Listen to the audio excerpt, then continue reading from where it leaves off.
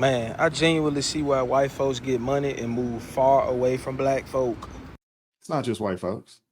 We've seen plenty of people, black, white, Hispanic, Asian. If they were in one of those not so great neighborhoods, as soon as they get some money, they get up out of there ASAP.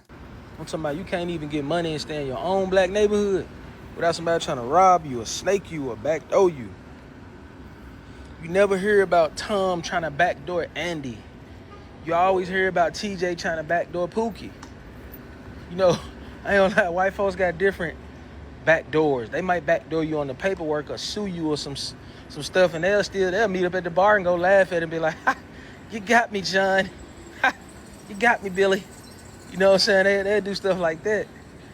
I tell you what, man, some black folks, man, y'all got to get out and go be around some other folks. It ain't like that. I promise you it's not like that.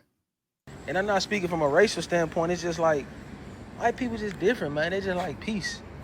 Their neighborhoods are cleaner. The air smell fresher in their neighborhoods. The water tastes better in their neighborhoods. You go to a black neighborhood, man, all you see is trash everywhere. It's dirt, smell like boo-boo outside. Everybody look like they scheming and on something. It's like, I just feel like it's a choice, man. I ain't gonna lie, I feel like it's a choice. Because we all come from certain situations, but man, that shouldn't be no excuse to just still stay stuck like that. All this stuff be a choice, man.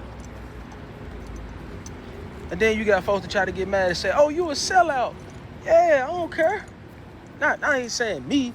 I'm just saying, like, well, finally when a black person gets some money and get up, they move to a nice neighborhood far away from all the BS, far away from their own kind. Now the whole world wanna, now the hood that ain't never did nothing for them wanna try to say, they Hollywood. Man, look, I'd rather be Hollywood and safe and out the way. I'd rather move to a neighborhood where I can leave my door unlocked.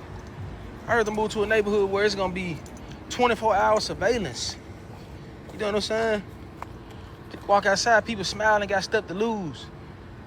Streets empty at night. Streets empty around 1, 2 at night. You go to any hood right now, it's gonna be nothing but cars on the road. You already know what's going on at 11, 12, 1 o'clock at night. You already know what's going on. You know what's going on, man. You go to a white neighborhood, the suburbs, you ain't finna see none of that.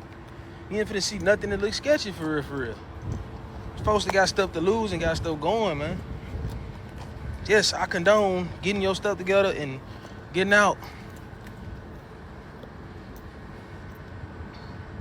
I condone it, yes. I understand what he's saying. But what I will say is this: he hasn't experienced poor whites. You go to the trailer park, you go to some of these places out in Appalachia. Um, there is a such thing as what they some folks would call poor white trash, if you've heard the term. And I don't say that to denigrate those. So I hope you guys don't take offense, but there is a such thing. What he's coming to the realization is something that we've been talking about on this side of things for quite some time, is that it's not about race. It is about class, because there are some black neighborhoods that are nice, and there are, white neighborhoods that aren't. It's about class. There is a certain class of people, and you want to live around people with with a similar mindset from a class standpoint. See, we've been stuck and conditioned to think that this thing is about race. How much or how little melanin you have determines, if you're going to live in a nice school district or a nice neighborhood and people are going to take care of their stuff. It's not really about that. I mean, if you take the time to read Hillbilly Elegy and get an understanding of where J.D. Vance comes from, I read the book. It's a phenomenal book. The movie's okay, but the book's way better than the movie. And you think about where that dude comes from, nothing but white folks around there. There might have been a few blacks, but for the most part, what was described and as per the movie, these were all white people. And these wasn't the greatest neighborhoods, and the kids were cutting up, and there'd be all types of craziness going on at night, so forth and so on. This is a class thing.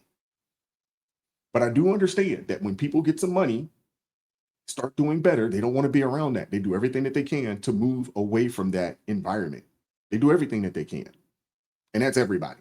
The only difference, the one thing that I will say, the difference between black people and white people is that white people, when they leave that, they don't go back. They don't try to talk about it, so forth and so on.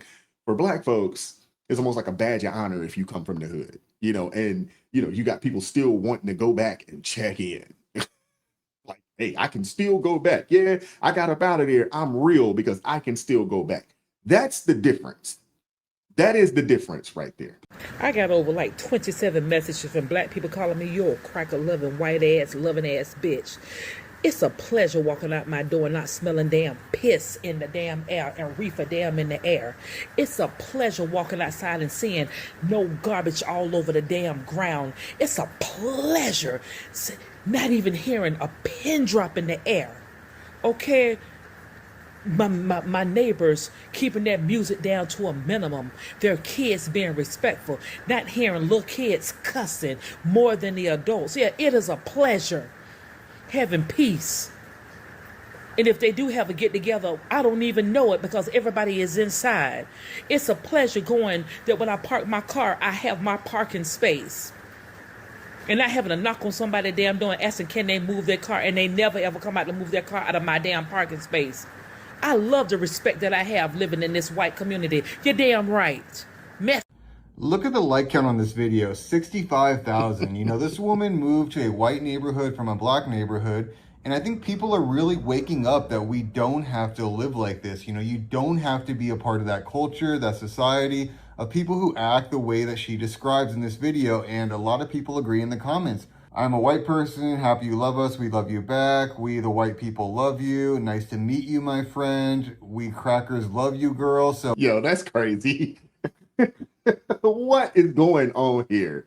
Now, we covered this young lady a while back, and she made a video saying that, she was glad that, she was able to move out of a neighborhood. I don't know exactly where she came from on the East Coast, but she moved somewhere out on the West Coast, and it's predominantly white, so forth and so on. And she was talking about how safe and things, and folks are upset. The sad part about it is the people that are upset, they would move too if they could, and they're not really upset about the fact that she moved. They're upset that she spoke on it. Simple as that. That's really what this is about. They're upset that she said something about it. They were, and some folks, and I've seen this, and I've seen some of from the original video that she did. There was a lot of folks like, yo, just go live your life, but you don't have to tell everybody that our neighborhoods are the way that they are, because you got a lot of folks that's like, hey, don't talk like this in front of white people. I'm sure, my black brothers and sisters, y'all have heard that before. If white people are so racist, why do black millionaires, as soon as they get a good contract, move straight out of the hood to the white community?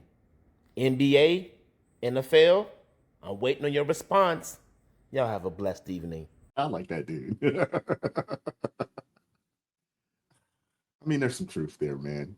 The sad part about it is you get all these people, the Joy Reids, the Angela Ryes, the Don Lemons, as much as they talk about, racism and the white supremacy and this, that, and the third, they sure love living in white communities. They also sure love dating white people. And hey, that's your business. But don't get on TV, talking about, how bad it is and how bad white people are and white supremacy, this and that. And then you're in relationships and these are your neighbors that I'm sure you hang out with from time to time. I mean, they're so disingenuous. Think about the money that these people make by keeping this narrative up. They make money on pushing this narrative while they live the complete opposite as to the things that they say. I want to hear from you guys in the comment section. What are your thoughts? Hit the like button, share the video, subscribe to the channel, turn the notifications on to all so you never miss an upload. Consider joining the ARP family, or you can buy your brother a coffee. That link's in the description box below. And as always, keep God first, stay prayed up. We'll catch up with you guys next time. Peace. It is God who arms me with strength. Yeah, I'm battle ready. He trains my hands for battle. My heart stays steady. But thanks be to God, He gives us the victory. Through my Lord Jesus Christ, fear can't live in me. I was down to the dirt, red clay on my shoes, old pain in my shirt, oh so bruised. And the Lord hit my chest, kicked death from my breath, put power in my step.